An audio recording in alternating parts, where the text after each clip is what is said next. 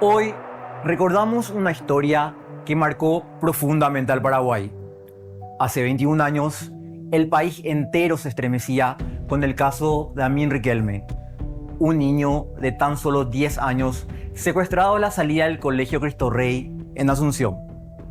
Un hecho que reveló lo peor y lo mejor del ser humano: la codicia, el dolor, pero también la fe y la esperanza.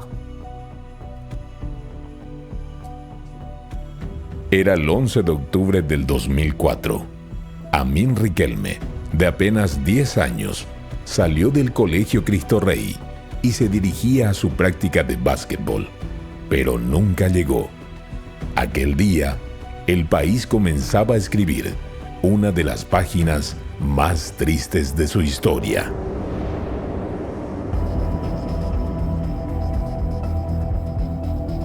Amin caminaba apurado, como siempre. Un automóvil se detuvo, una puerta se abrió y el silencio cubrió la calle.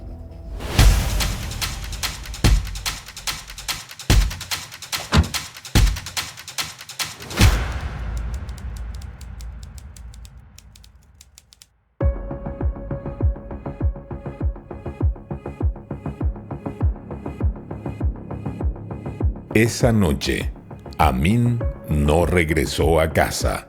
Me bajé para comprar el ticket para entrar al sauna y encontré ya una llamada perdida, ¿verdad? Porque dejé mi camioneta en el lugar donde había que estacionar momentáneamente y después cuando volví, cuando me estaba yendo, entré al sauna y ahí vuelvo otra vez a recibir la llamada. Y ahí me dicen que le tienen a mi hijo, que no haga ningún tipo de denuncia. Y tomé en serio porque ya me pasó una vez y entonces, sí, entonces ya salí inmediatamente después de ahí, le llamé a mi señora, ella se fue a buscarla en el colegio, no la encontró por supuesto a mi hijito, y bueno, después comenzó todo nuestro calvario. Pudo haber sido Luis Ferreira el que negoció desde un principio conmigo, ¿verdad? La familia comenzó a buscarlo entre amigos, vecinos, conocidos. La angustia crecía minuto a minuto. Al amanecer, la palabra secuestro se hizo inevitable.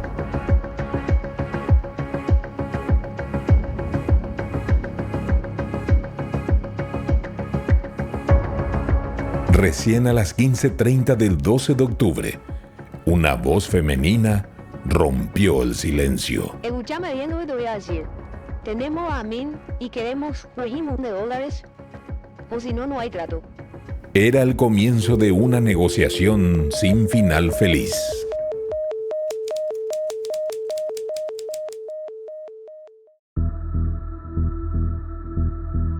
La llamada fue corta, nerviosa, torpe. Quienes hablaban no parecían expertos. Prometieron volver a comunicarse, pero ya nada sería igual. Los secuestradores habían comprado cloroformo. Creían que bastaría para dormir al niño. No sabían que estaban a punto de matarlo. A las 7:30 del 13 de octubre, un hombre que llevaba a pastar a su vaca hizo un hallazgo que el país jamás olvidaría.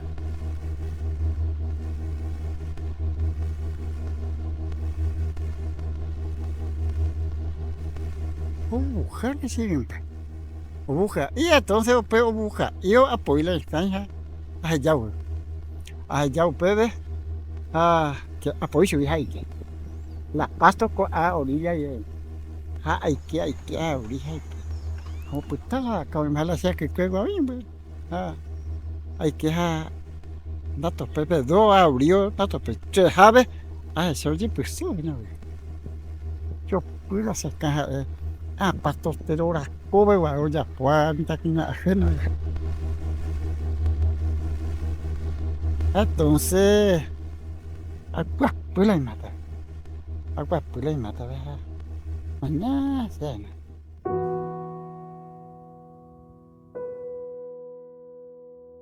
Ostrile do así. Nimbo pues. A pijama lo mano más. Nimbo eso es nada.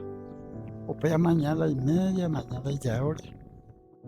Ha pega pues petea se me ha disparado. Ha cuña cara ahí anda. Te anda. Ajá, eso es. Ya rosa, se me va a ser de todo esto ya pues tiene animal. O puede porque pecho me ha topado.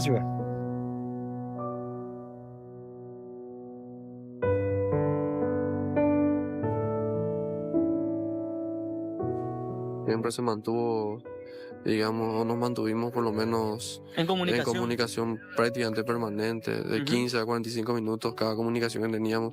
Sabíamos precisamente cuándo se comunicaron, qué pedían, cómo se tenía el dinero, cómo va a pagar.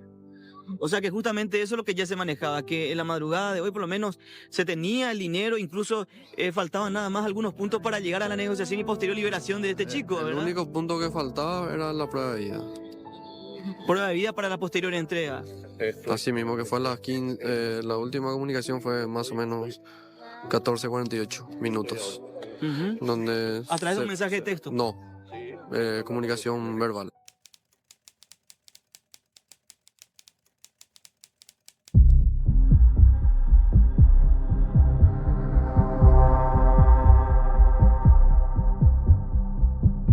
Los padres de Amin llegaron al lugar. Confirmaron lo impensable. Su hijo había sido hallado sin vida. Los investigadores manejan varias hipótesis en relación a este suceso. Una de ellas, y la más fuerte, apunta a un secuestro con fines de venganza. El periodista de investigación, Daniel Ríos, siguió de cerca el caso y fue testigo del dolor que marcó para siempre a Paraguay. Ya en la fase final de la negociación para la entrega del dinero, el señor Luis Riquelme había solicitado a estos delincuentes la prueba de vida, y esa prueba de vida nunca se proporcionó, que era una grabación, un audio de su hijo. En ese momento o posterior a esa exigencia del señor Luis Riquelme, los secuestradores se llamaron a silencio y nunca más se pusieron en contacto con la familia. Es por eso que el señor Riquelme, papá de Amincito, nos invita a los medios de prensa a ingresar a la casa. Y allí solicita a través de todos los diferentes medios que estábamos en ese momento que por favor se vuelvan a comunicar, cosa que nunca más ocurrió.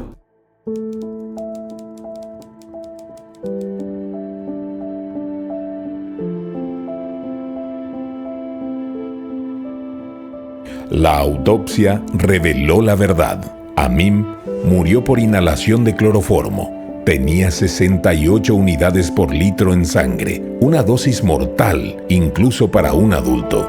Obviamente sí hubo un componente de error humano en la dosis, error humano en la utilización. Y si vamos a ser sinceros, un error humano en cometer un crimen como este tipo era. No se tiene que, o sea, no se puede jugar con la libertad de nadie. Los secuestradores lo habían matado sin querer, mientras intentaban mantenerlo dormido.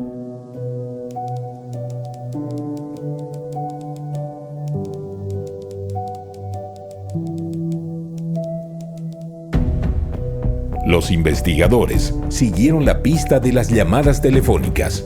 Un número reveló la primera pista clave, un teléfono celular registrado a nombre de Olga Benítez, desde donde se había exigido el rescate. El 16 de octubre, la policía detuvo a Olga Benítez. A partir de ella, se descubrió algo más siniestro. La banda estaba integrada por agentes municipales y por familiares directos del niño. Luis Fernando Jiménez y Miriam Riquelme de Jiménez, tíos de Amin, eran los líderes de la banda.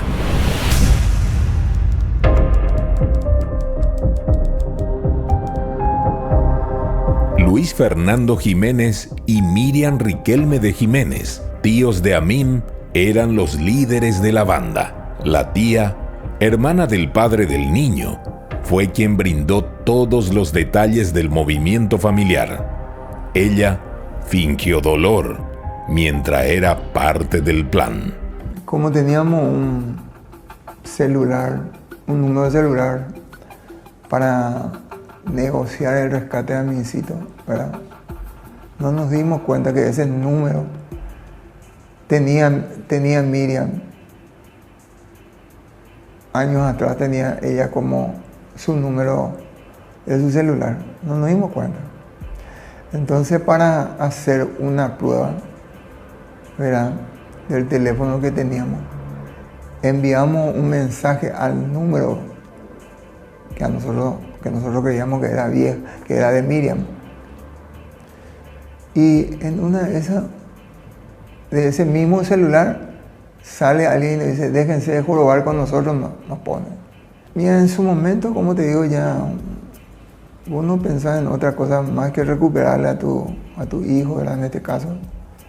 Y no nos dimos cuenta de nada, ya después Después, cuando empezamos, yo participé mucho de las investigaciones del caso de mi hijito.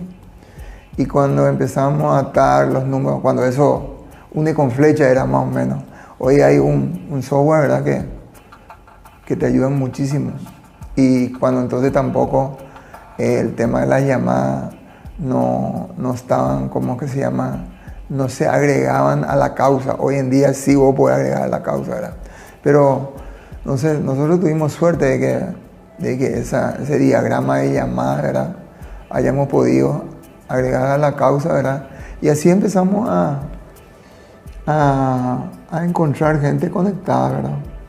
Ella prácticamente le cuidaba a Mincito. Le cuidaba, le cambiaba a Mincito. Mincito era un hijo suyo, era prácticamente Mincito. Pero después, cuando nos dimos cuenta que ella era parte también de esta gente, ahí cortamos toda conexión familiar, aunque mi mamá le siguió ayudando a ella hasta el día que ella fue condenada. Durante el juicio, 2 miembros de la banda confesaron su participación. Señalaron a los tíos como los autores intelectuales. Todo fue planeado para volverse millonarios. Yo estaba en la redada y mi familia se quedó en la casa, ¿verdad? Pero al último a quien le agarramos fue a Luis Jiménez Quiñones, sí.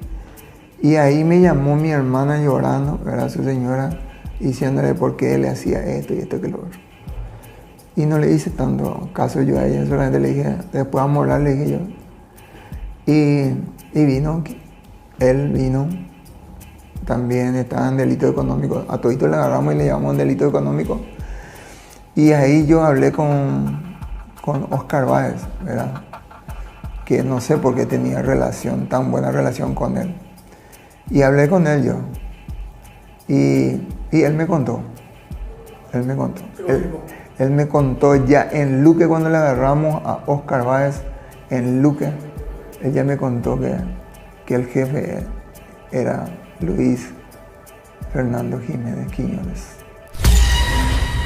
Él estaba esposado, él estaba en una camioneta y me fui, yo le encaré y le pregunté quién era el ídolo. ¿Y tu cuñado? Así, tu cuñado. Y me dijo otra cosa que en su momento me llamó mucho la atención, que él me había dicho que ellos dijeron, que en guaraní dijeron, yo dije en guaraní, que si a su tío no le importa la salud de su sobrino, ¿por qué a nosotros nos importamos? Me dijo. Como despreciando la vida de así mismo.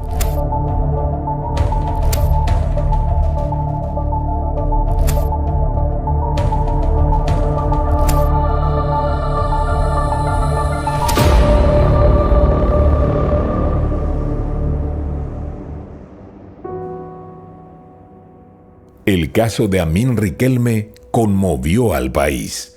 Las imágenes de sus compañeros pidiendo justicia recorrieron todos los canales. Paraguay entero lloró al niño que solo quería jugar al básquet.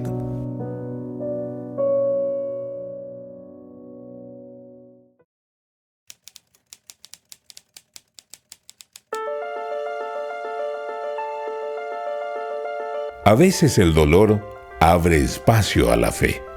Estela Maldonado vive a pocos metros del lugar donde fue hallado el cuerpo de Amín.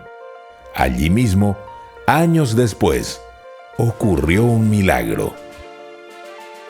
Es milagroso para mí porque se le tiró a él en el lugar donde está, ¿verdad? Su nichito, y yo me encomendé a él, estaba embarazada en ese momento, me encomendé a él. Mi bebé nació de 8 meses, chiquitito, y nació muy bien, gracias a Dios. No necesitó nada de terapia, nada de incubadora, y le puse el nombre de él. El 29 de noviembre él cumple 20 años y a Amín Riquelme se le tiró el 12 de octubre.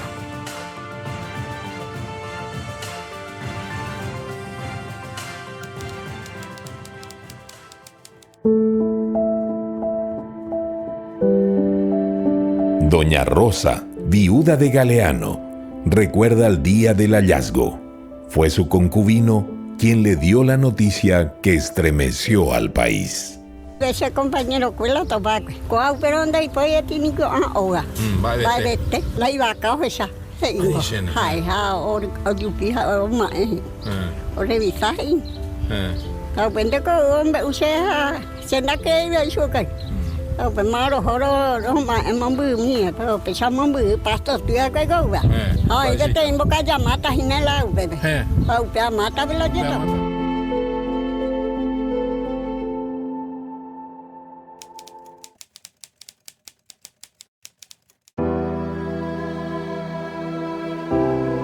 Cada año, los vecinos encienden velas aquí, levantada su memoria en esta gruta.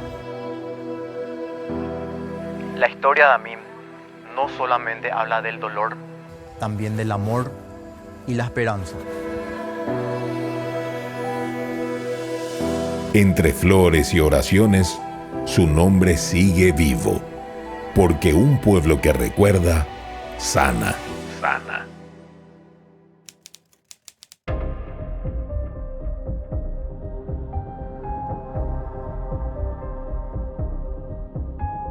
En abril de 2006 comenzó el juicio oral. La sala estaba llena y los padres de Amín en primera fila. Los acusados escucharon la lectura de cargos: homicidio doloso, secuestro y asociación criminal.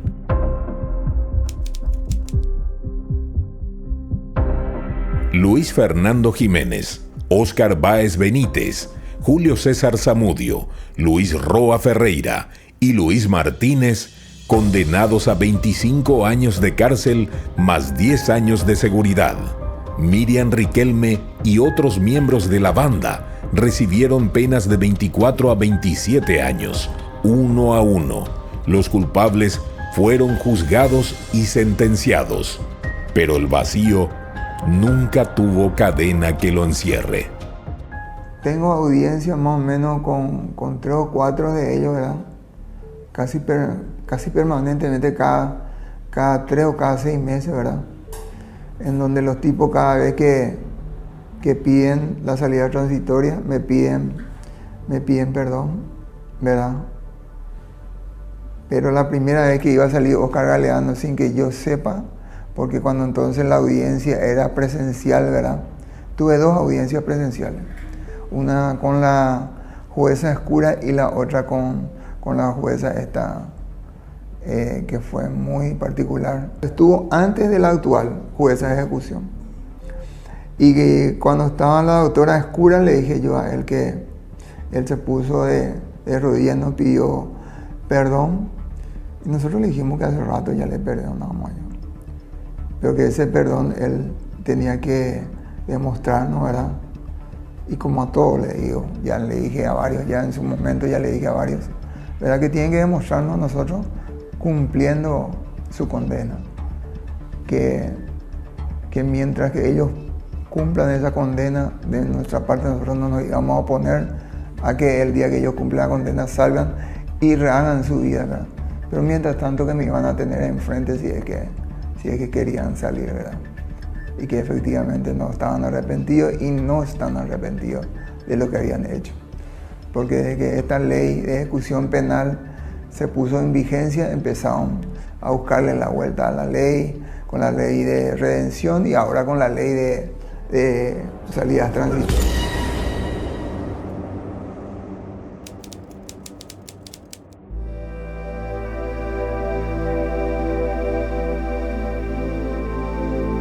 Han pasado 21 años, pero el tiempo no borra el dolor ni el recuerdo. En esta tierra donde lo hallaron, se levantó una gruta.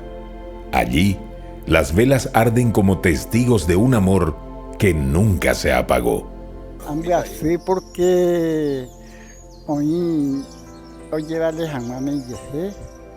A lo mejor se la pepijaría esas agüeyas, y tú a mía quebrantas agüeyas y se ya lamenta otro gina a sentido que se adecuó se manoramo hace el día se mía entonces a sentir también hasta ahora me dice las abogadas año todo el santo día ese si hay me las abogados hogares las santo en nombre de acá aeropuerto año su peaje que vengan de allá me hace fuerza felicidad hasta ahora no va a ser la